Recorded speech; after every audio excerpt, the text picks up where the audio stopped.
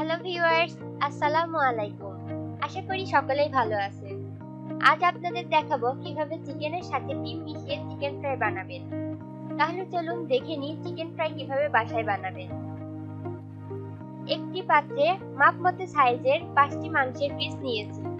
পিসগুলো এমনভাবে কেটে নিয়েছি যাতে মাংসের মধ্যে ভালোভাবে মশলাগুলো ঢুকে যায়।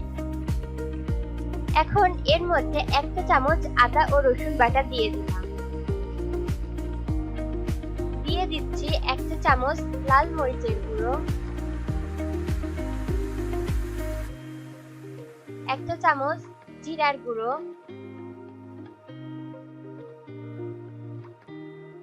1 চামচ গরম মশলার গুঁড়ো, 1 চামচ টমেটো সস,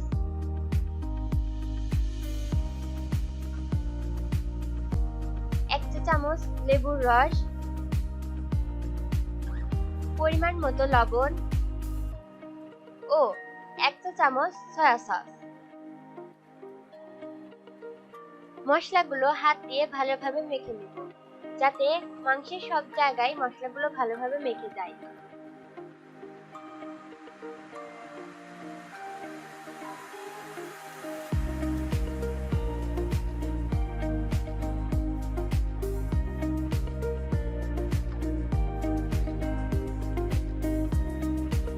এখন এটা এইভাবে 3 ঘন্টা মেরিনেট করার জন্য রেখে দিব।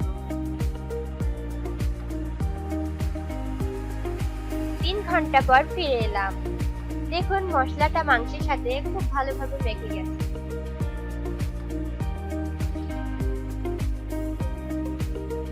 এখন একটি পাত্রে ডিম নিয়ে ডিমটি ভালোভাবে গুলিয়ে নেব।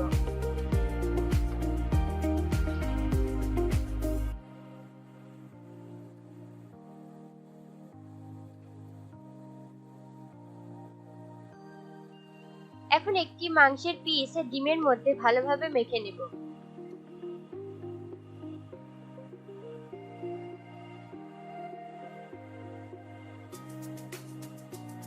তারপর একটি পাত্রে বিস্কুটের গুঁড়োর সাথে 1 চামচ কর্নফ্লাওয়ার ভালোভাবে মেখে নিলাম।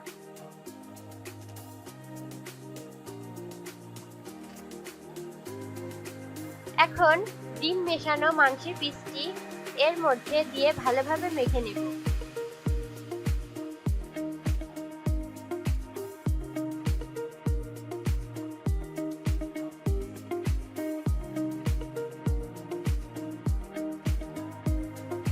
এখন মাংসের সবগুলো পিসই এইভাবে মেখে নেব। দেখুন এইভাবে সবগুলো মাংসের মেখে নিয়েছি। এখন এগুলো ভেজে নেব। একটি পাত্রে তেল গরম করতে রেখেছিলাম। এখন তার মধ্যে মাংসগুলো দিয়ে দিচ্ছি।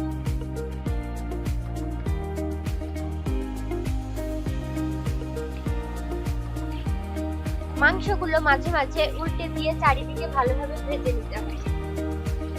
এই সময় চুলার আঁচ হালকা রেখে সময় নিয়ে এটা ভালোভাবে ভেজে নিতে হবে, তাহলে এর মধ্যে মাংস কাঁচা থেকে যাবে।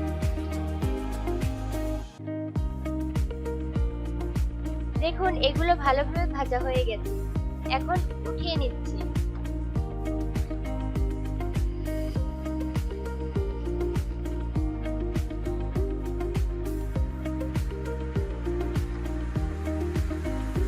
দেখুন এটা সুন্দরভাবে তৈরি হয়ে গেছে এবং মাংসটা ভালোভাবে সিদ্ধ হয়ে গেছে। আমার 10 মিনিট সময় লেগেছে এইগুলো ভালোভাবে ভেজে নিতে। আপনারা সময় নিয়ে ভেজে নেবেন, তাহলে মাংসের ভেতরে কাঁচা থাকবে না। এভাবে ঘরোয়া জিনিস দিয়ে চিকেন ফ্রাই বানাবেন এবং খেতে কেমন হয়েছে তা কমেন্টে জানাবেন। ধন্যবাদ।